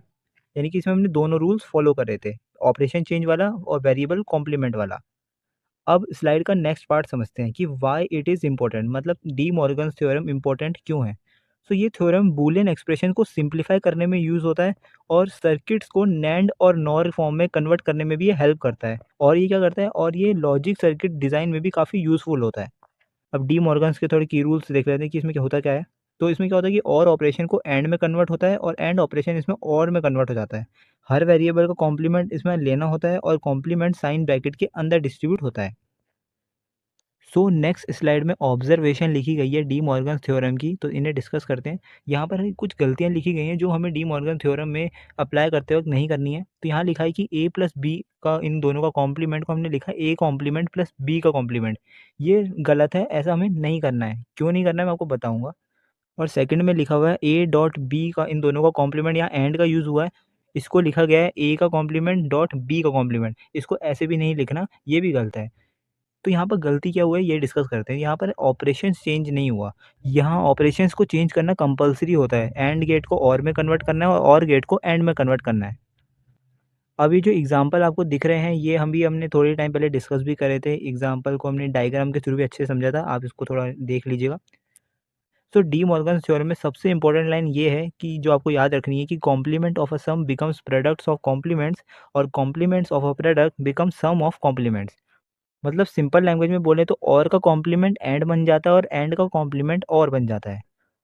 तो ओवरऑल डी मॉर्गन थ्योरम का कॉन्सेप्ट यही है कि जब भी किसी ब्रैकेट पर नॉट लगाओ तो ऑपरेशन चेंज करो और सबका कॉम्प्लीमेंट ले लो। और अगर ये कॉन्सेप्ट आपको क्लियर कर लिया तो बूलियन सिंप्लीफिकेशन आपके लिए बहुत ज़्यादा ईजी हो जाएगा। तो चलिए अब हम बात करते हैं बूलियन एक्सप्रेशंस की। सबसे पहले समझते हैं कि बूलियन एक्सप्रेशन होता क्या है। सो बूलियन एक्सप्रेशन एक मैथमेटिकल रिप्रेजेंटेशन होता है किसी लॉजिक सर्किट का, जिसमें हम वेरिएबल्स और लॉजिक ऑपरेशंस का यूज़ करते हैं। मतलब सिंपल लैंग्वेज में बोलूँ तो जो सर्किट हम बनाते हैं गेट से, उसको हम मैथ्स के फॉर्म में लिख देते हैं, उसे ही हम बूलियन एक्सप्रेशंस बोलते हैं। अब हम थोड़ा बेसिक आइडिया समझते हैं कि वेरिएबल क्या रिप्रेजेंट करते हैं। सो वेरिएबल इनपुट को रिप्रेजेंट करते हैं, जैसे ए बी सी। मतलब ये इनपुट सिग्नल्स होते हैं जो 0 या 1 हो सकते हैं। अब ऑपरेशंस क्या रिप्रेजेंट करते हैं। सो ऑपरेशंस एक्चुअली लॉजिक गेट्स को रिप्रेजेंट करते हैं। एंड को डॉट से शो करते हैं, और को प्लस से शो करते हैं, और नॉट को बार से शो करते हैं। मतलब जो भी एक्सप्रेशन में सिंबल दिखेगा वो किसी न किसी गेट को रिप्रेजेंट कर रहा होगा। और एक इंपॉर्टेंट बात, आउटपुट हमेशा गिवन एक्सप्रेशंस पर डिपेंड करता है। मतलब जो एक्सप्रेशन होगा उसके अकॉर्डिंग ही सर्किट का आउटपुट डिसाइड होगा। अब कन्वर्जन समझते हैं, एक्सप्रेशन से सर्किट कैसे बनाते हैं। सो हर ऑपरेशन को उसके कॉरस्पॉन्डिंग गेट से रिप्लेस कर देते हैं। मीन्स ए डॉट बी का मतलब होता है and gate, A plus B का मतलब होता है और गेट, और ए बार का मतलब होता है नॉट गेट। मतलब एक्सप्रेशंस को डायरेक्टली सर्किट में कन्वर्ट किया जा सकता है। अब एक एग्जांपल से समझते हैं। सो एक्सप्रेशन दिया है हमें कि y is equal to A dot B plus C. तो सबसे पहले हम ए डॉट बी को देखेंगे, इसका मतलब है एंड गेट लगेगा। फिर उस रिजल्ट को हम सी के साथ और करेंगे तो फाइनल में और गेट लगेगा, और जो फाइनल आउटपुट मिलेगा वो हमारा y होगा। अब थोड़ी इंपॉर्टेंट पॉइंट्स देखते हैं इससे रिलेटेड। सो बूलियन एक्सप्रेशंस का यूज़ लॉजिक सर्किट डिज़ाइन करने में होता है, और ये सर्किट्स को एनालाइज और सिंप्लीफाई करने में हेल्प करता है। और एक एक्सप्रेशन से एक पॉसिबल सर्किट डिज़ाइन बन सकता है। अब लास्ट में एक की पॉइंट देखते हैं। तो जो बूलियन एक्सप्रेशन होता है ये एक लॉजिक सर्किट का एक मैथमेटिकली फॉर्म होता है। तो अब हम स्टार्ट करते हैं टाइमिंग डायग्राम से। सबसे पहले समझते हैं कि टाइमिंग डायग्राम होता क्या है। सो टाइमिंग डायग्राम हमें ये दिखाता है कि इनपुट और आउटपुट सिग्नल्स टाइम के रिस्पेक्ट में कैसे चेंज होते हैं। मतलब ये सिर्फ ये नहीं बताता कि वैल्यू 0 है या 1 है, बल्कि ये बताता है कि वो वैल्यू कब चेंज हो रही है, 1 से 0 में कब चेंज हो रही है और 0 से 1 में कब चेंज हो रही है। यानी फोकस सिर्फ वैल्यू पर नहीं होता बल्कि टाइमिंग पर होता है। अब बेसिक एलिमेंट समझते हैं। सबसे पहला होता है टाइम एक्सिस, जो एक्स एक्सिस होता है। ये हमें टाइम का प्रोग्रेशन दिखाता है, मतलब सिग्नल टाइम के साथ साथ कैसे आगे बढ़ रहा है। दूसरा होता है सिग्नल लाइंस। ये लाइंस इनपुट और आउटपुट को रिप्रेजेंट करती है, जैसे ए बी सी इनपुट हो सकते हैं और वाई इसका आउटपुट हो सकता है। हर एक सिग्नल की अलग अलग लाइन होती है। अब लेवल समझते हैं। हाई का मतलब होता है 1, लो का मतलब होता है 0। टाइमिंग डायग्राम में सिग्नल जो होते हैं वो स्क्वायर वेव जैसे दिखते हैं, मतलब एकदम स्ट्रेट ऊपर या नीचे जंप करते हैं जैसे ही वैल्यू चेंज होती है। अब सबसे इम्पोर्टेंट पार्ट, टाइमिंग डायग्राम को रीड कैसे करते हैं। तो स्टेप बाय स्टेप समझते हैं। तो सबसे पहले क्या करना होता है, सबसे पहले किसी एक पर्टिकुलर टाइम पर इनपुट्स को ऑब्जर्व करते हैं। फिर उस टाइम पर कौन सा लॉजिक गेट्स यूज़ हो रहा है वो अप्लाई करेंगे। उसके अकॉर्डिंग हम उसका आउटपुट फाइंड करेंगे। फिर नेक्स्ट टाइम इंटरवल पर जाके यही वाला सेम प्रोसेस रिपीट करेंगे। सेम प्रोसेस कौन सा, यही वाला जो अभी हमने डिस्कस करा कि हम पहले पर्टिकुलर टाइम पर इनपुट को ऑब्जर्व करेंगे, फिर उस पर कौन सा लॉजिक गेट यूज़ हो रहा है वो अप्लाई करेंगे, फिर हमारा आउटपुट फाइंड आएगा, फिर वही सेम प्रोसेस यूज़ करेंगे। और एक इम्पोर्टेंट बात याद रखना कि आउटपुट हमेशा उस टाइम के इनपुट वैल्यूज़ पर डिपेंड करता है। मतलब जिस मोमेंट पर इनपुट्स होंगे आउटपुट भी वहीं डिसाइड होगा।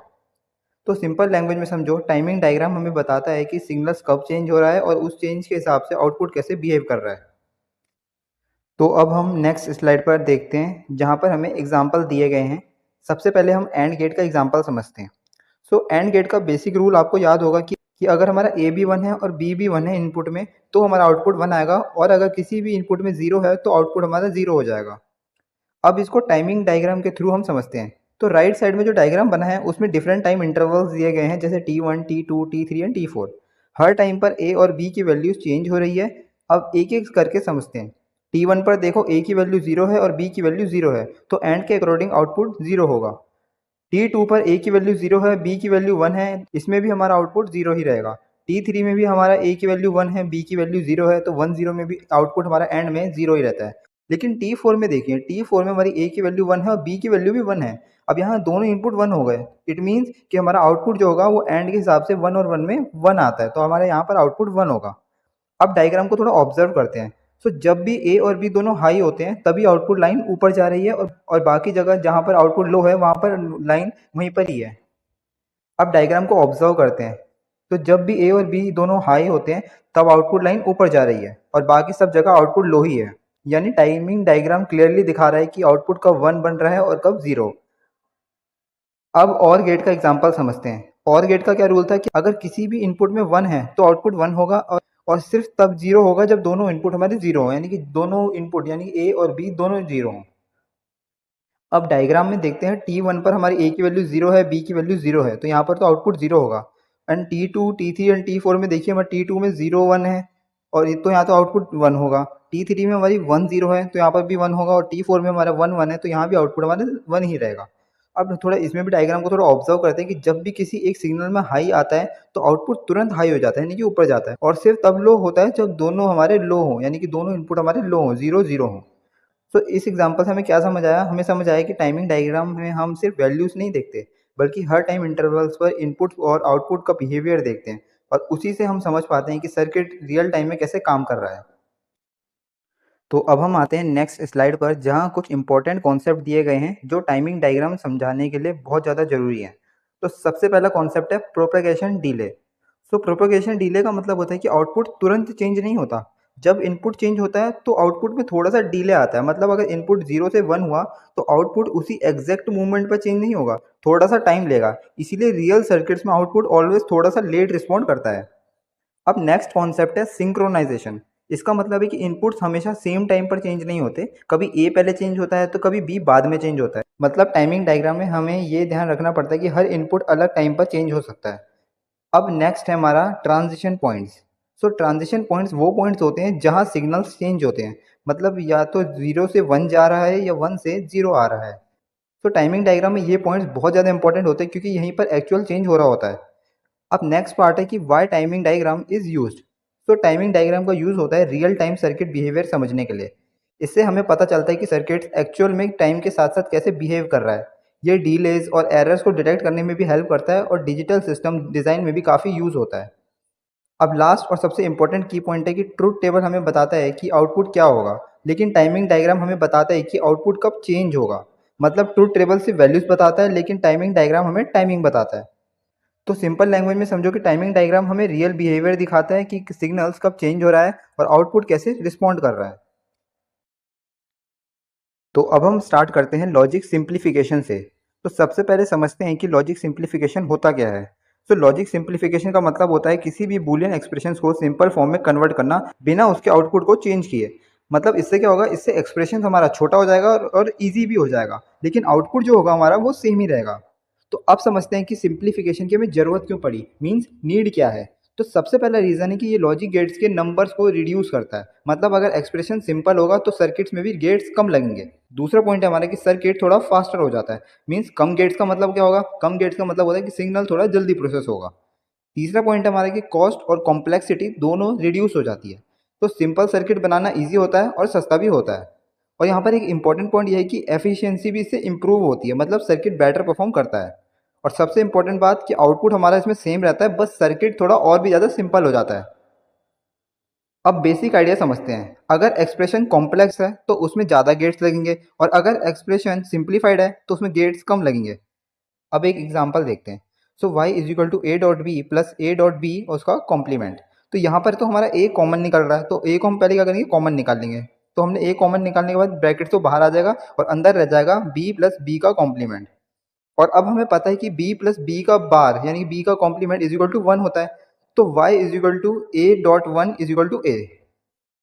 और हमें पता है कि b प्लस बी का कॉम्प्लीमेंट इज इक्वल टू क्या होता है, 1 होता है। तो यहाँ पर हम लिख सकते हैं कि y is equal to A dot one. और हमें ये भी पता है कि a डॉट वन को हम क्या लिख सकते हैं, a। तो यहाँ पर y इज इक्वल टू ए हो जाएगा। मतलब पहले एक्सप्रेशन कितना बड़ा था लेकिन सिंप्लीफाई करने के बाद सिर्फ a बच गया।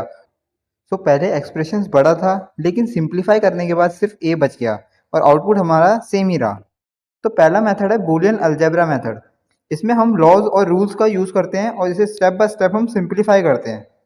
दूसरा मेथड है हमारा के मैप मेथड यानी करनॉफ मैप। ये एक ग्राफिकल मेथड है और इसमें हम डायग्राम बना के सिंप्लीफाई करते हैं और ये स्पेशली 2, 3, 4 वेरिएबल्स के लिए इजी होता है। और लास्ट में की आइडिया समझ लो कि सिंप्लीफिकेशन का गोल है सेम आउटपुट के साथ सिंपल सर्किट बनाना। तो जितना सिंपल एक्सप्रेशन होगा उतना ही सर्किट एफिशिएंट और ज़्यादा ईजी होगा।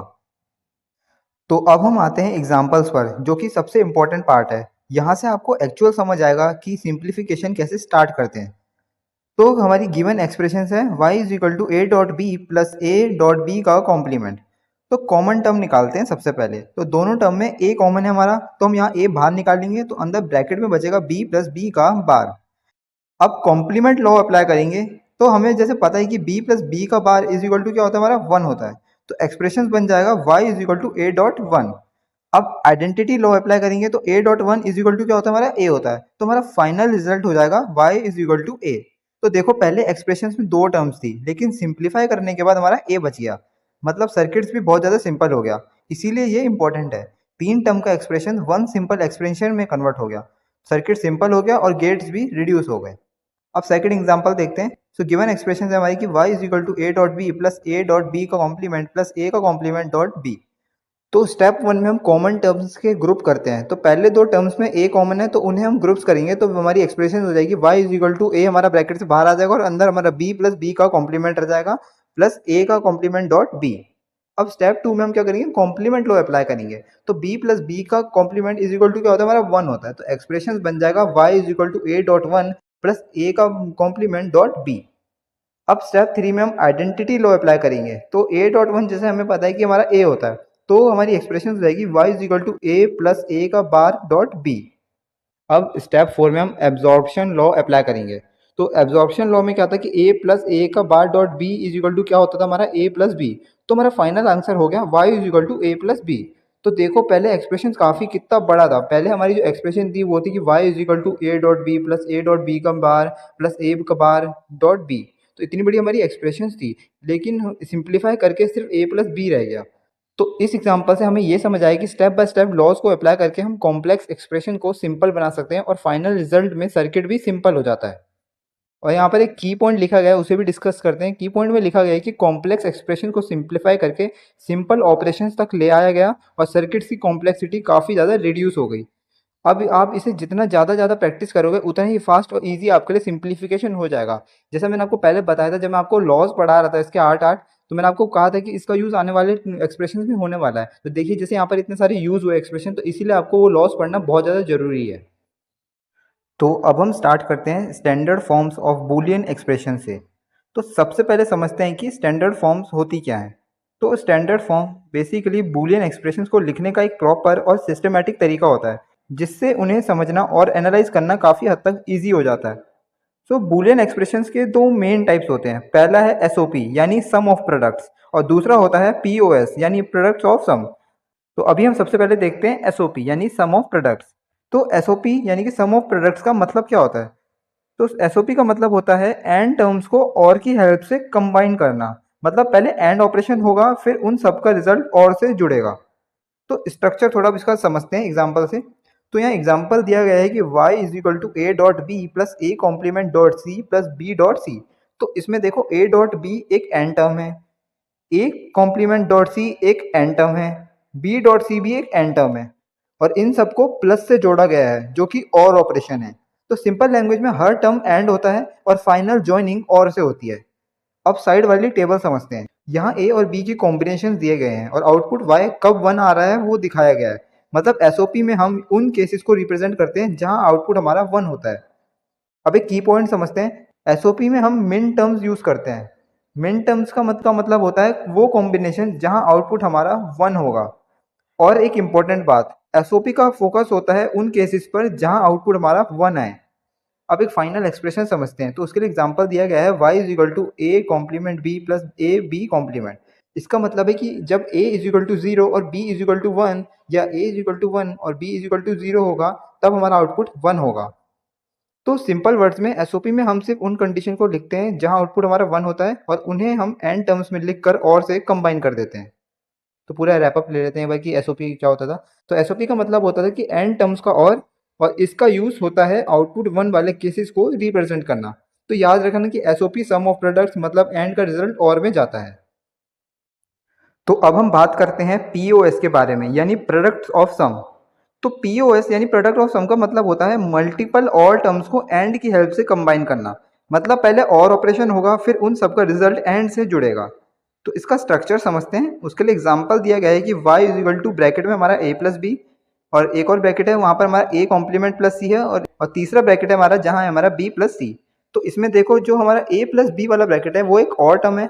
एक हमारा a कॉम्प्लीमेंट प्लस सी वाला है वो भी एक और टर्म है और b प्लस सी वाला ब्रैकेट भी जो है वो भी इसमें हमारा और टर्म है। और इन सबको मल्टीप्लाई करा गया है, इन तीनों ब्रैकेट को आपस में मल्टीप्लाई किया गया है जो कि एंड ऑपरेशन है। तो सिंपल लैंग्वेज में हर टर्म और होता है और फाइनल ज्वाइनिंग एंड से होती है। अब साइड वाली टेबल समझते हैं। यहाँ ए और बी के कॉम्बिनेशन दिए गए हैं और आउटपुट 1 कब 0 आ रहा है वो दिखाया गया है। मतलब पीओएस में हम उन केसेस को रिप्रेजेंट करते हैं जहां हमारा आउटपुट 0 होगा। अब एक की पॉइंट समझ लेते हैं कि पीओएस में हम मैक्स टर्म यूज करते हैं। मैक्स टर्म्स का मतलब होता है वो कॉम्बिनेशन जहां हमारा आउटपुट 0 होता है। और एक इंपॉर्टेंट बात यह है कि पीओएस का फोकस होता है उन केसेस पर जहां हमारा आउटपुट 0 आएगा। अब एक बार डिफरेंस समझ लेते हैं एसओपी और पीओएस में। तो सबसे पहला डिफरेंस है कि एसओपी में एंड टर्म्स होते हैं जो और से ज्वाइन होते हैं। पीओएस में और टर्म्स होते हैं जो एंड से ज्वाइन होते हैं। दूसरा डिफरेंस है कि एसओपी में मिन टर्म्स यूज होती हैं और पीओएस में मैक्स टर्म यूज होती हैं। और तीसरा डिफरेंस है SOP output is equal to 1 वाले केसेस पर फोकस करता है और POS output is equal to 0 वाले केस पर फोकस करता है। सो जो एसओपी होता है वो और ऑफ एंड टर्म्स होता है और पीओएस जो होता है वो एंड ऑफ और टर्म्स होता है। तो अगर क्वेश्चन में आउटपुट 1 वाला केस दिया हो तो एसओपी यूज करते हैं और अगर आउटपुट 0 वाला केस दिया हो तो पीओएस यूज करते हैं। तो सिंपल लैंग्वेज में बोले तो एसओपी और पीओएस दोनों सेम कॉन्सेप्ट के अपोजिट फॉर्म्स हैं, बस फोकस अलग अलग है। एक 1 पर फोकस करता है और दूसरा 0 पर। तो अब हम स्टार्ट करते हैं कर्नॉफ मैप यानी के मैप। तो सबसे पहले समझते हैं कि के मैप होता क्या है। तो कर्नॉफ मैप एक ग्राफिकल मेथड है जो बूलियन एक्सप्रेशंस को इजीली सिंप्लीफाई करने के लिए यूज होता है। इसमें हम क्या करते हैं, इसमें हम सबसे पहले ट्रुथ टेबल को एक विजुअल मैप में कन्वर्ट करते हैं और फिर उस मैप में वैल्यूज़ को ग्रुप करके एक सिंप्लीफाइड एक्सप्रेशंस निकालते हैं। तो सिंपल वर्ड्स में बोलें तो पहले ट्रुथ टेबल फिर उसे मैप में कन्वर्ट, ठीक है, फिर उसका मैप बन गया, फिर ग्रुपिंग करनी है एंड ग्रुपिंग के बाद सिंप्लीफाइड एक्सप्रेशन में उसे कन्वर्ट कर देना है। तो एक बेसिक आइडिया समझते हैं। तो के मैप 2, 3 या 4 वेरिएबल्स के साथ इजीली वर्क करता है। उससे ज़्यादा के वेरिएबल्स में ये कॉम्प्लेक्स हो जाता है। के मैप में हर एक सेल इनपुट का एक कॉम्बिनेशन रिप्रेजेंट करता है और हर सेल में वैल्यूज फिल होती है 0 या 1 जो ट्रुथ टेबल से आती है।